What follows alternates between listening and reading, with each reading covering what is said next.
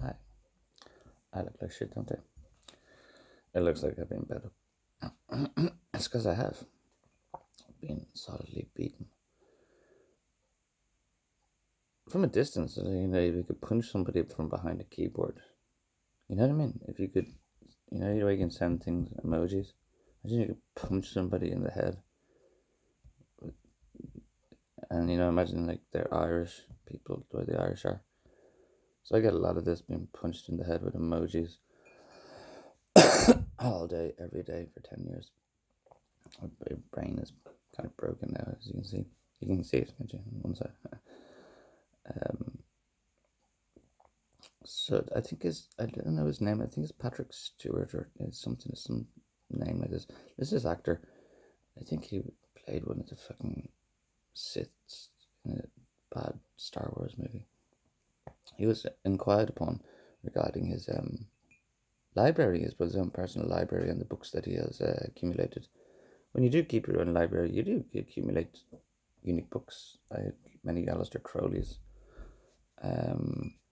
They're all washed down and resold by American Games. So it's not really what you... But 777 was good. Lots of cool stuff. I had 100-year-old Shakespeare's from a collection. And they're all in the shed, going mouldy since my jihad began. To moving, everything's in storage. Exactly like I was saying, since my jihad began. So this man, Patrick Stewart, I was talking about his library, and he was asked about books about the occult and things. And he claimed not to really have any interest in the event because he's probably had too much interest. And he just warned, just don't go near that crap because you will lose your mind. He said, you will lose your mind. So I was always a very prudent scholar regarding these events anyway. I had many, many books and Illuminati and lots of Rose World and Rose Dawn and Rosemary and bollocks. And I browsed over it, I just browsed it. I never started praying with some fucking sword. A sword is your intellect. Anyway, these are all poetry. Sword is your intellect, a wand is your spine. So I started refining my intellect, my sword, and developing my spine through celibacy and being a vegan. And cutting out bicarbonates and things to my body, breads and things. So I got very, very strict on my diet. And I tried to sharpen my intellect and develop my wand and do all these things that made sense in from practical alchemy. And we're being concerned in some kind of Pascal manner. I studied all the commandments in the Bible, all 317 or whatever, and studied them, in themselves. Didn't just arbitrarily follow them. I studied them. I learned a lot of things like adultery, isn't like cheating on your wife. It's acting like you're in charge of the world. Acting like an adult, like all adults. Acting like you can lie and cheat and get away with things. So cheating on your wife is adulterous, but it's not adultery. It's specific. It's just thinking you're in charge. There's nothing superior. You won't face judgment. You can get away with things. You can lie, you can cheat, you can steal, and you can get away with it, and God doesn't know. So you're being offensive to God by saying you don't exist. I can get away with stuff, and you because you don't exist, do you? So that's why it's offensive. It's not actually that you rob anything. God doesn't give a flying holy fuck about your football. It's not your football. It's all God's football. And then there's Patrick Stewart guy, whatever his name is. Sorry, I don't know your name. I haven't seen it that much, but no. He was asked, you will lose your mind. One of these essential big book of occultist or metaphysical or human placement and position and higher potentials. It's called the Bible. This is the Holy Bible. It's a big collection of books. You're not going to get all of them. You don't want to know all of them. Enoch's not even in there for a reason, because he's all turned into Enochian gypsies. Which I have this problem. So there's lots of things. It's only the stuff that's really there to help you, I suppose. I can sum up the Bible very eloquently in a sentence and explain what it is. I'm not going to, because you don't deserve. And I studied the Bible loads along with this self-perfectionism that I imposed upon myself, this self-severity of perfection. And I came to the attention of lots of really bad sodomites all over the world.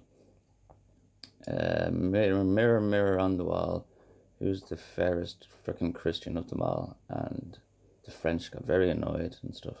They kept saying, this little fucking vegan Irish fucking tranny is the fairest of them all. I wasn't exactly trying. Well, I was from my own. Just, if we are a divine human form, I'd like to take care of myself and my body. That's why I'm drinking and smoking and punching myself in the head a lot lately. Yeah, and it kept saying me, and so I didn't want the attention. I could have been a rock star. My friends play in Glastonbury. I was not joking about being Sid Barrett.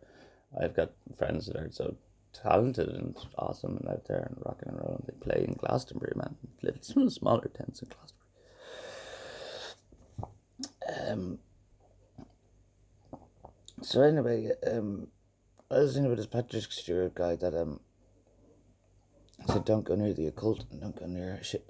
I'd like to recommend don't even go near the Bible. I never liked oblivious Christians, because that's the whole thing about you're all lamb-like and you don't even really know what you have and what you appreciate, or your actual potential. You're not just a Christian lamb. You can be a super sheep, like in Worms you can fly. You can be a super sheep, very much power and potential in Christianity. But anyway, my advice is just don't go near it. You don't go near it, just like Patrick, I advise you away from the occult.